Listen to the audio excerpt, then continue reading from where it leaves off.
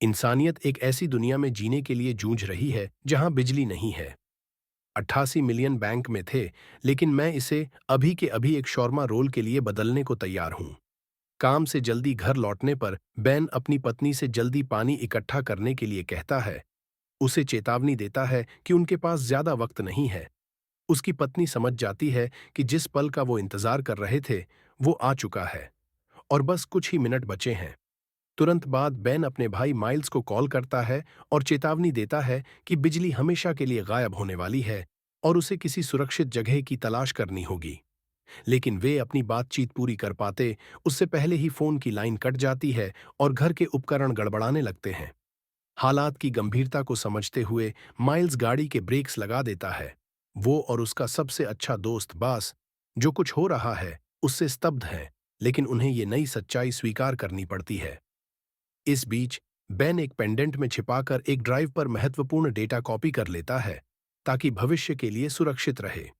वह देखता है कि प्लेन आसमान से गिर रहे हैं और दुनिया अंधेरे में डूब रही है। आधुनिक सभ्यता की सारी सुविधाएं जैसे गायब हो गई हैं। इलेक्ट्रॉनिक डिवाइस, इंटरनेट और आधुनिक तकनीक अब अतीत की चीजें बन चुकी हैं। 15 साल बाद दुनिया एक कठिन जगह बन चुकी है। लोगों के पास सही इलाज का इंतजाम नहीं है, आग बेकाबू जलती रहती है और भुखमरी आम हो गई है। ऐसा लगता है कि सभ्यता पूरी तरह बिखर चुकी है, लेकिन इंसानियत ने बिना तकनीक के जीने की आदत डाल ली है। सरकारें और पारंपरिक सामाजिक ढांचे गिर चुके हैं, जिनकी जगह अब खुद को नेता कहने वाले लोग और उन्हें समर्थन देने वाली मिलिशिया ने ले ली है। मान परिवार बाकी कई परिवारों की तरह इस नई सच्चाई में ढल चुका है। वे एक छोटे से गांव का हिस्सा बन चुके हैं जो खेती से जी रहा है। शिकार भी जरूरी बन गया है और बेन के बच्चे चार्ली और डैनी इस काम को करते हैं। एक पुराने वीरान बस की खोज करते हुए चार्ली को एक फ्रिज मिलता है, जिसे देखकर वह आखिरी बार आइसक्रीम खाने की यादों में खो जाती है। वहीं डैनी खाने की तलाश में होता है, लेकिन उसे अस्थमा का दौरा पड़ जाता है और दोनों को जल्द से जल्द घर लौटना पड़ता है। मैगी, जो बेन की दूसरी पत्नी और डैनी की सौतेली माँ है, उसकी देखभाल करने की पूरी कोशिश करती है और उसे दवा देती है। लेकिन चार्ली अभी भी मैगी को स्वीकार नहीं कर पाई है और उसे अपनी असली माँ की जगह पर नहीं देख पाती। यह तनाव परिवार में झगड़े की वजह बन जाता है जब बेन चार्ली से कहता है कि उसे रेचल की यादों को छोड़कर आगे बढ़ना चाहिए। नाराज चार्ली एक पुराने छोड़े हुए एम्यूजमेंट पार्क की ओर चली जाती है, जहां वह ब्लैकआउट से पहले के शहरों की तस्वीरें देखती है, जब बिजली होती थी। कुछ ही देर बाद कैप्टन टॉम नेविल और उसकी मिलिशिया गांव में पहुंचते हैं, जनरल सेबास्टियन मनरो के आदेशों पर। बेन उनकी मंशा को भांपते हुए उस पेंडेंट में छिपी हुई डेटा ड्राइव अपने भरोसेमंद दोस्त एरन को चुपचाप दे देता है। कैप्टन नेविल ऐलान करता है कि वो बेन और उसके भाई माइल्स को ढूंढ रहे हैं, जनरल के सीधे आदेशों पर। बेन बिना किसी विरोध के आत्मसमर्पण कर देता है, मैगी से चुपचाप अलविदा कहता है और जाने की तैयारी करता है। लेकिन डैनी इसे सहन नहीं कर पाता।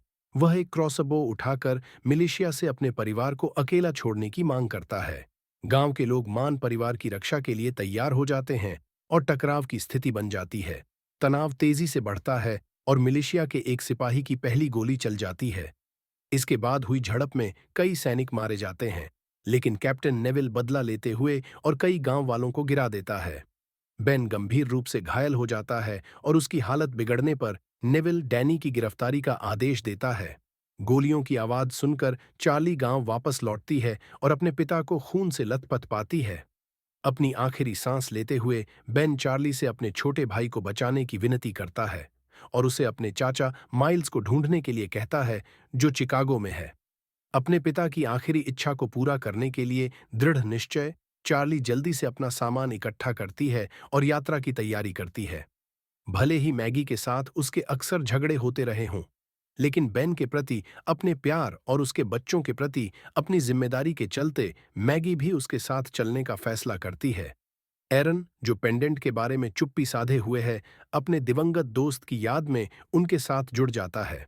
उधर कैप्टन नेविल रात के लिए डेरा जमाता है और जनरल मनरो को घटना की जानकारी देने के लिए एक संदेशवाहक भेजता है। वह डैनी से कहता है कि वह खून खराबा नहीं चाहता था, लेकिन उसे उसे कैद करना पड़ा क्योंकि मनरो को मान परिवार के कम से कम एक सदस्य की जरूरत थी।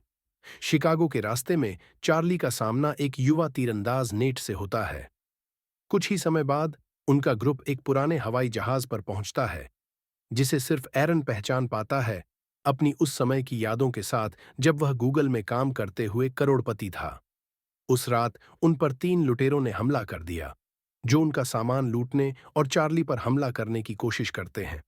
मैगी 2 लुटेरों को जहर मिला हुआ पेय देकर मार देती है, जबकि नेट तीसरे हमलावर को हराकर अपनी वफादारी साबित करता है और उनके समूह में शामिल हो जाता है। इस बीच डैनी को भागने का मौका मिलता है। वह अपनी हथकड़ी वाली पाइप तोड़कर भाग जाता है। एक गार्ड को आवाज सुनाई देती है, लेकिन डैनी उसे बेहोश कर देता है और पास के गांव में शरण लेता है। वहां उसे अस्थमा का दौरा पड़ता है और वह बेहोश हो जाता है। बाद में वह एक बिस्तर पर जागता है जो एक महिला ग्रेस का है। वह उसे दवाई देती है और उसे छिपाने का वादा करती है। कुछ घंटे बाद टॉम नेविल उसके दरवाजे पर पहुंचता है और ग्रेस से सवाल करता है।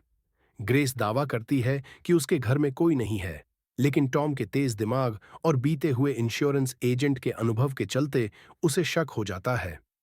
सबूत मिलने पर ग्रेस को मजबूरी में डैनी को फिर से नेविल के हवाले करना पड़ता है। चार्ली का ग्रुप 4 लोगों का अब शिकागो पहुंचता है और एक होटल में जाता है, जिसे अब बार में बदल दिया गया है। वे बारटेंडर से माइल्स का पता लगाने में मदद मांगते हैं। जब माइल्स को पता चलता है कि चार्ली बेन की बेटी है, तो वह अपनी पहचान जाहिर करता है और उसे एकांत में बातचीत के लिए ले जाता है। वह उसे समझाता है कि जनरल मोनरो उन्हें इसलिए पकड़ना चाहता है ताकि वह उस घटना के कारण का पता लगा सके जिसने बिजली बंद कर दी थी। अगर मोनरो को फिर से बिजली का नियंत्रण मिल गया, तो वह बाकी बचे हुए खुद को नेता कहने वालों को खत्म करके दुनिया पर कब्जा कर लेगा। हालात की गंभीरता के बावजूद माइल्स चार्ली की मदद करने से इनकार कर देता है और उसे चेतावनी देता है कि यह एक जाल है।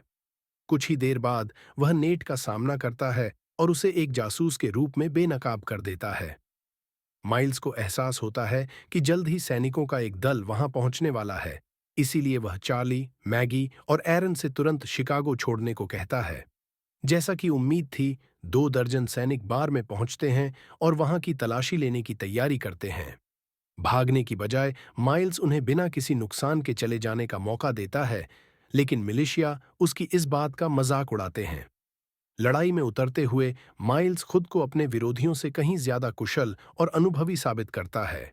वह जल्द ही ज्यादातर सैनिकों को हराकर गिरा देता है और चार्ली, मैगी और एरन वापस आकर लड़ाई में शामिल हो जाते हैं। वे कुछ सैनिकों का ध्यान भटकाकर उन्हें काबू में कर लेते हैं। एक समय ऐसा आता है जब चार्ली मुश्किल में फंस जाती है, लेकिन नेट उसे बचाते हुए उस सैनिक को हरा देता है जो उस पर हमला कर रहा था। उनकी टीम वर्क और अटूट दृढ़ता को देखकर माइल्स का मन बदल जाता है और वह डैनी को बचाने में मदद करने के लिए तैयार हो जाता है, यह समझते हुए कि जनरल मोनरो वास्तव में उसका पुराना दोस्त है। उधर यह खुलासा होता है कि ग्रेस के पास भी बैन के पेंडेंट जैसा एक पेंडेंट है, जिसका उपयोग करके वह एक कंप्यूटर को चालू करती है। इसके माध्यम से वह उन लोगों से संपर्क करती है जो उसके जैसे ही ज्ञान और उद्देश्य रखते हैं। माइल्स, चार्ली, मैगी और एरन अपनी यात्रा पर निकलते हैं, लेकिन जल्द ही एक निर्दयी इनामी शिकारी उन पर हमला कर देता है। माइल्स उस शिकारी को हराकर उसे मारने की तैयारी करता है, लेकिन चार्ली उसे शिकारी की जान बख्शने के लिए मना लेती है। उसकी सलाह मानते हुए माइल्स शिकारी को एक ट्रेन के डिब्बे में बंद कर देता है और अपने पुराने दोस्त नोरा क्लेटन को खोजने के लिए निकल पड़ता है। वे पॉन्टियाक पहुंचते हैं, यह जाने बिना कि नेट अब भी उनका पीछा कर रहा है।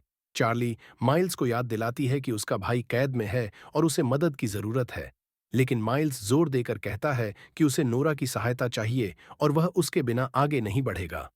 माइल्स अपनी भतीजी को चुप कराकर पीछे रहने को कहता है और एक कैसीनो में नोरा के बारे में जानकारी लेने के लिए जाता है। वहीं शिकारी उसे ढूंढ निकालता है, जिसने उसके फंदे से बचने के लिए अपने हाथों की सारी हड्डियां तोड़ ली थीं और अब उसे फिर से पकड़ लेता है।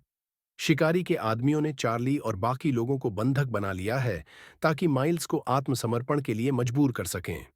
माइल्स दिखावा करता है कि वे उसके जानकार हैं, लेकिन वह अपनी भतीजी को मरने देने से इनकार कर देता है और खुद को उनके हवाले कर देता है। जनरल मनरो का कैदी बनने की बजाय माइल्स एक हताश लड़ाई छेड़ देता है, जिसमें वह सैनिकों और शिकारी दोनों को हरा देता है। दूसरी ओर कप्तान की अगुवाई में मिलिशिया का दल जनरल मनरो के मुख्यालय की ओर बढ़ रहा है। उन्हें गोलियों की आवाज सुनाई देती है और वे शिकारी के ठिकाने पर पहुंच जाते हैं, जहां उसने एक हिरण का शिकार किया होता है। गणराज्य के कानूनों के अनुसार केवल मिलिशिया के सदस्यों को हथियार रखने की अनुमति है, इसलिए टॉम शिकारी से उसकी राइफल छीनने की मांग करता है। सैनिक बाकी बचे हथियारों की तलाश की योजना बनाते हैं, लेकिन शिकारी उन पर गोली चला देता है और एक को घायल कर देता है। टॉम शिकारी को मार देता है और घायल सैनिक को सम्मानजनक तरीके से मरने में मदद करता है। अंतिम संस्कार के दौरान डैनी कप्तान का मजाक उड़ाते हुए कहता है कि टॉम भले ही इंसानियत दिखाने की कोशिश करता है, लेकिन वह वास्तव में एक निर्दयी इंसान है जो दूसरों को तकलीफ देने में आनंद पाता है। उस रात माइल्स और उसका ग्रुप रुकता है। अपनी हथकड़ी से आजाद होने के बाद वह बाकी लोगों को बताता है कि उसे अकेले काम करना होगा।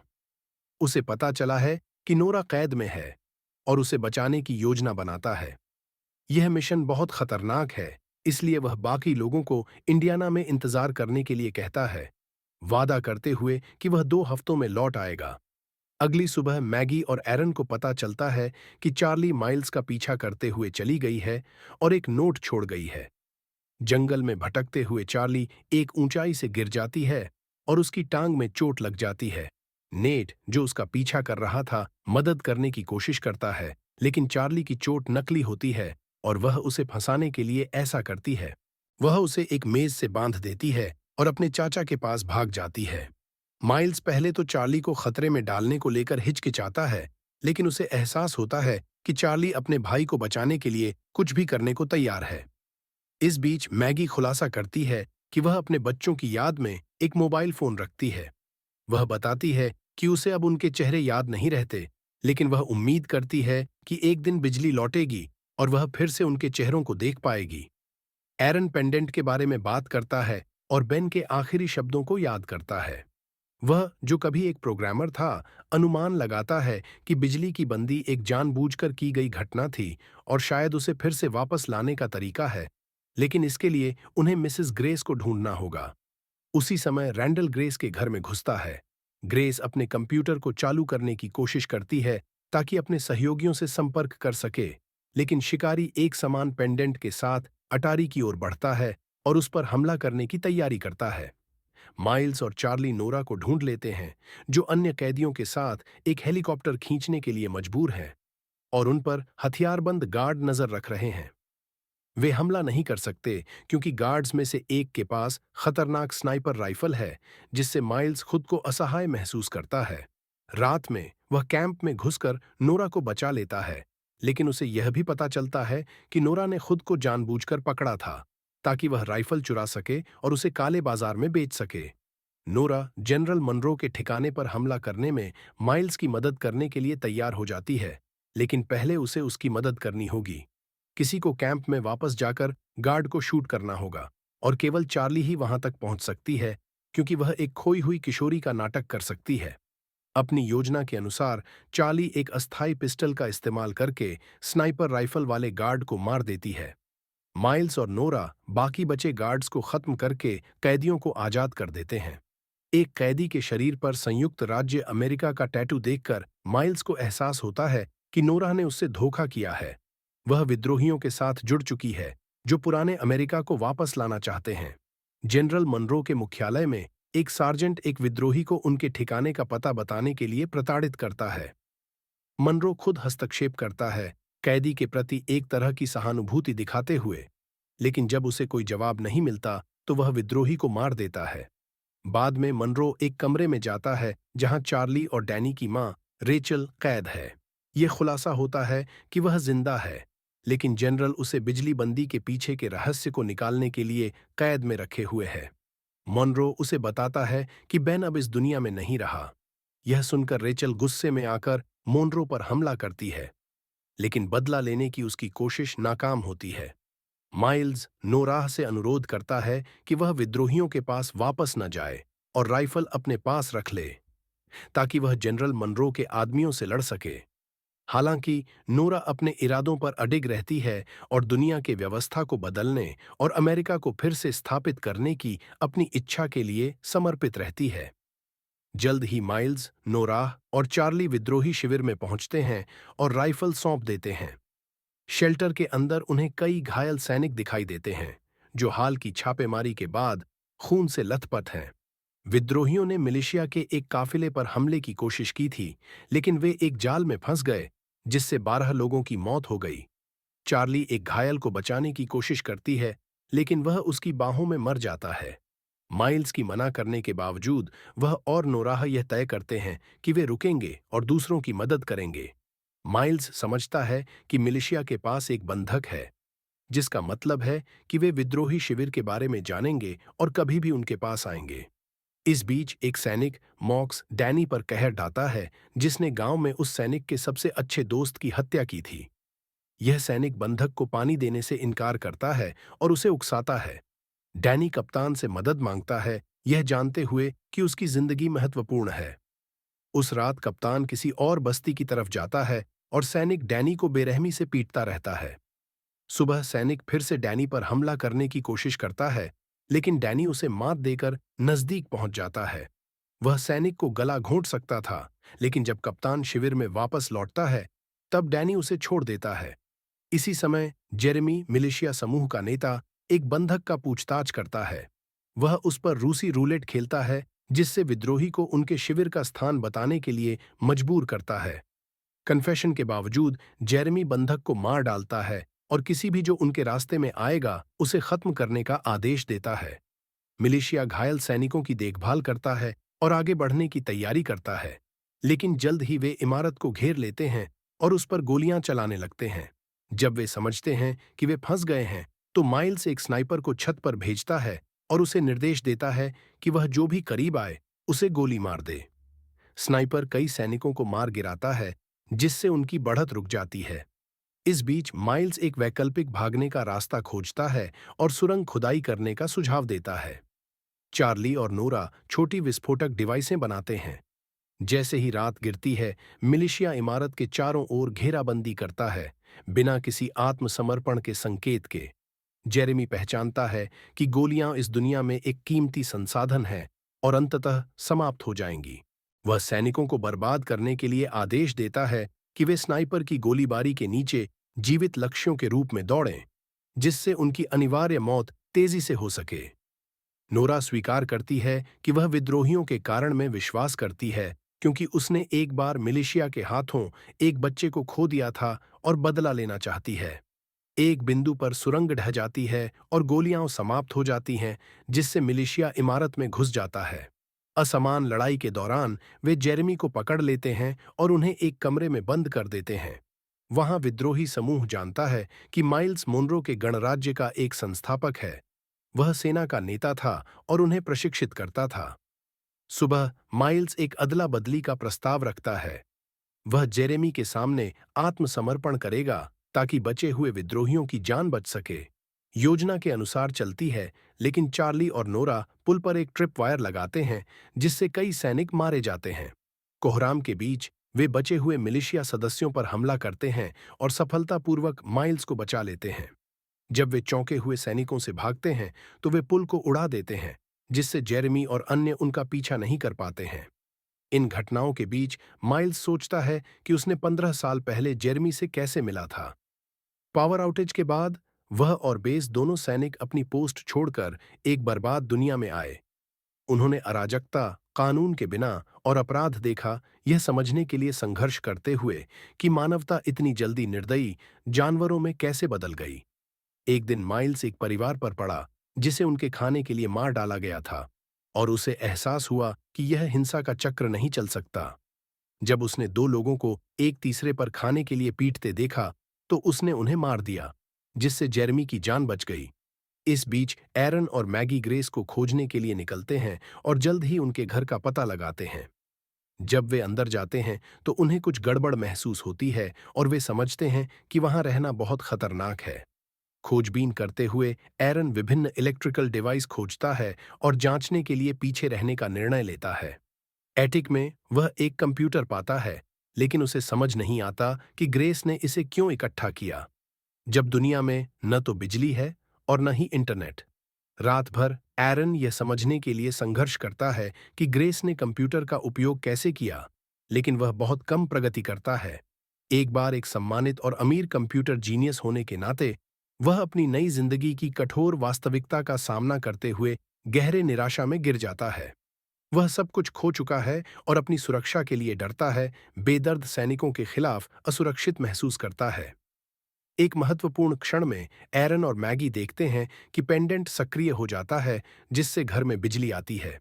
वे संगीत सुनने और ग्रेस के बच्चों की तस्वीरें देखने में सफल हो जाते हैं, लेकिन जल्दी ही बिजली फिर से चली जाती है। पेंडेंट के काम करने के पीछे के कारण और तंत्र एक रहस्य बने रहते हैं, लेकिन बिजली की इस संक्षिप्त वापसी उन्हें आशा देती है कि वे फिर से उस दुनिया को बहाल कर सकते हैं जिसे वे जानते थे। इस विद्रोह की दुनिया में, जहां अचानक पावर आउटेज ने सभ्यता के पतन का कारण बना, लोग परिचित तकनीकों के बिना जीवित रहने के लिए मजबूर हैं। यह तकनीकी पतन मानव स्वभाव और व्यवहार को कैसे बदलता है? क्या ऐसी परिस्थितियों में क्रूरता और तानाशाही अनिवार्य है, या एक नई अधिक न्यायपूर्ण समाज बनाने की संभावना है? अपने विचार नीचे टिप्पणियों में साझा करें। वीडियो को लाइक करें और चैनल को सब्सक्राइब करें। अगले वीडियो में मिलते हैं।